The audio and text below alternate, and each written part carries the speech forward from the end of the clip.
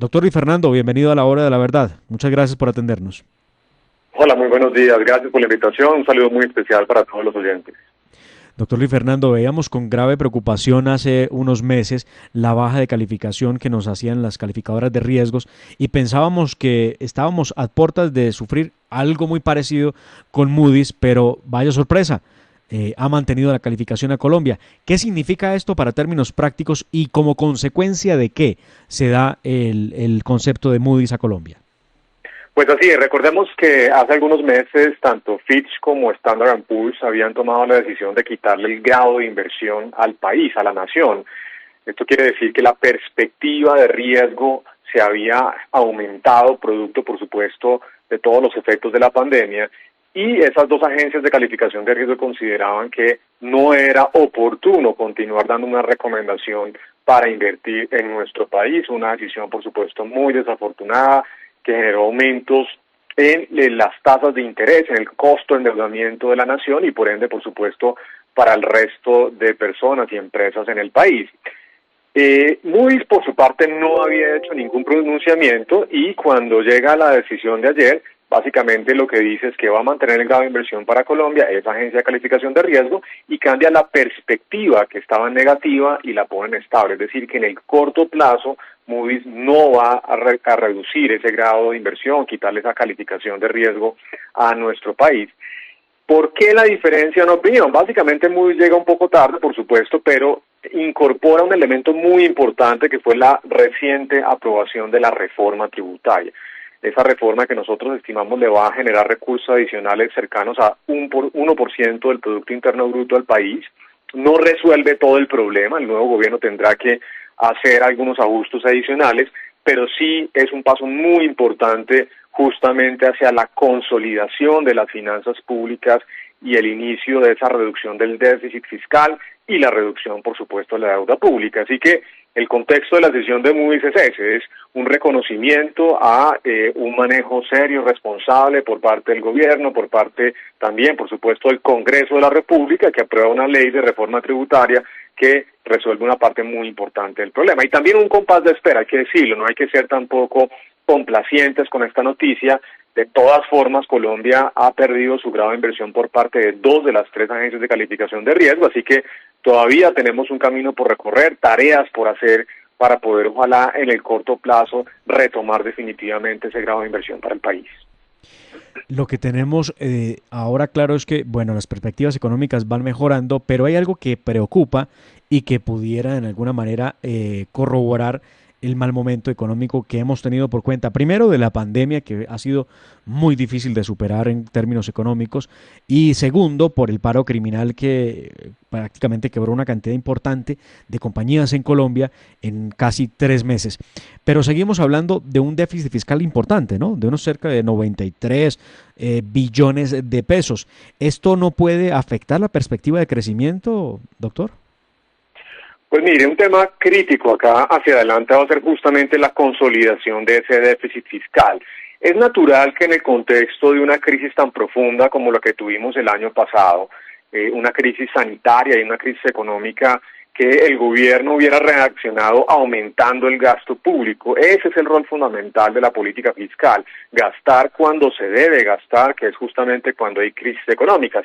Y es una diferencia muy grande frente a lo que pasaba en crisis anteriores, por ejemplo en el 99, que en ese momento tuvimos también una caída de más de 4% de la actividad económica y el gobierno tuvo que apretarse el cinturón porque los mercados financieros se cerraron y no hubo capacidad de hacer ese gasto público. Entonces, muy importante que se dio esa posibilidad, esa oportunidad, pero naturalmente, como todo en la vida, como cualquier hogar que sufre una caída de sus ingresos y empieza a aumentar sus gastos, tiene que gradualmente empezar otra vez a apretarse el cinturón, es decir, a reducir ese déficit fiscal. Muchos países de la región, incluso este año, a diferencia de Colombia, van a tener un déficit fiscal inferior al observado en el 2020, así que ahí va a estar un elemento crítico. Colombia no puede mantener los niveles de gasto actuales, no tenemos la capacidad para hacerlo porque nuestros ingresos, a pesar de lo que la gente cree, realmente no son muy altos y por eso tenemos pues un déficit fiscal estimado para este año por encima del 8%. Así que ahí está de nuevo uno de los retos más importantes de la política pública, de la política económica, consolidar las cuentas fiscales, empezar a ajustar paulatinamente el gasto público, ojalá también fortalecer los ingresos para tener esa capacidad de de poder responder ante choques eventuales.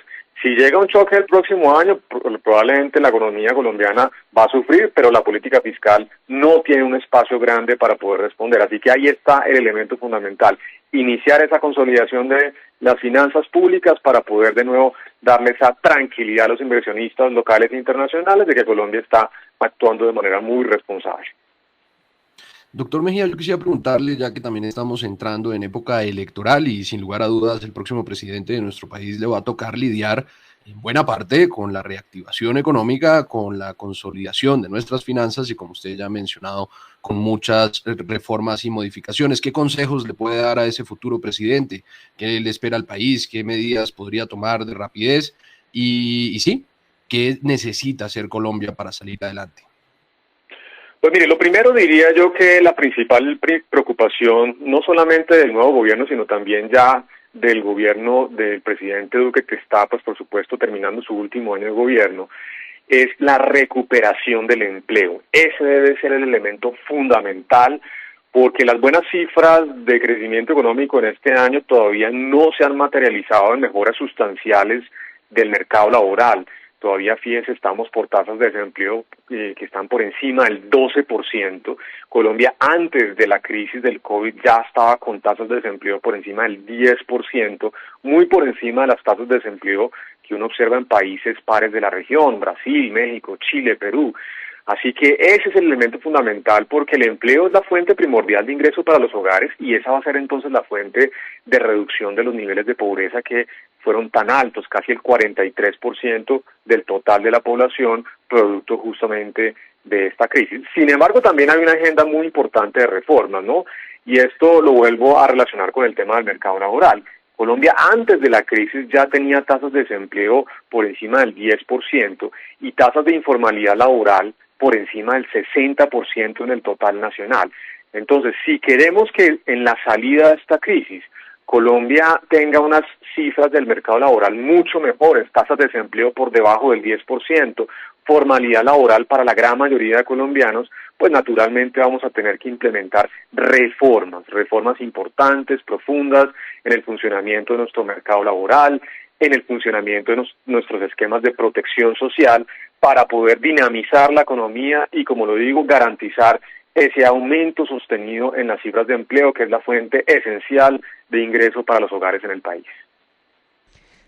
Respecto de la posibilidad de una nueva reforma tributaria el próximo año, ¿usted lo ve inminente o pueda que con el ajuste a la administración pública, bajando cargos, eliminando otros, fusionando algunos, se pueda evitar esa posibilidad? Pues mire, yo le diría que como siempre hay que tratar de utilizar todas las herramientas disponibles. Una herramienta, por supuesto, va a tener que hacer el ajuste del gasto público. Obviamente es imposible que Colombia continúe con los niveles de gasto que se dieron en el año anterior y lo que se está planeando para este año. Son gastos extraordinariamente altos por razones, por supuesto, muy justificadas de la crisis, pero no hay posibilidad de nuevo de mantener esos niveles de gastos tan altos, así que una parte importante se va a tener que dar por el lado del gasto público. Sin embargo, es difícil que eso sea suficiente. En nuestros cálculos, de todas formas, estimamos que la brecha de ingresos permanentes que debería estar recibiendo el gobierno en términos de todos los ingresos está cercana al 1% del Producto Interno Bruto. Así que es muy difícil que se continúe una exitosa consolidación fiscal si el gobierno entrante no toma decisiones adicionales en materia tributaria. Obviamente no se podrá hacer nada en términos de aumentar los impuestos a las empresas, que ya quedan altos con la reforma que se acaba de aprobar, pero otras decisiones mucho más difíciles seguramente se van a tener que discutir. Así que no le damos mucha salida. Infortunadamente quisiéramos no tener que discutir estos temas, pero seguramente va a tener que ser parte fundamental de la agenda del nuevo gobierno no solamente reformas laborales, reformas en los esquemas de protección social, sino también una reforma tributaria adicional. Pues doctor Luis Fernando Mejía, muy buenas noticias por una parte y esta última un tanto preocupante el pensar que tendríamos que inclusive llegar a otra reforma tributaria. Le agradecemos el tiempo que nos ha dispensado en la hora de la verdad. A ustedes muchas gracias por la invitación, un saludo muy especial para todos los oyentes. Era el doctor Luis Fernando Mejía, presidente de FEDesarrollo, hablando de las perspectivas económicas para Colombia y, entre otras cosas, analizando lo que significa la decisión de Moody's de reconocer que mejora la economía en el país. Avanzamos, escuchan ustedes La Hora de la Verdad.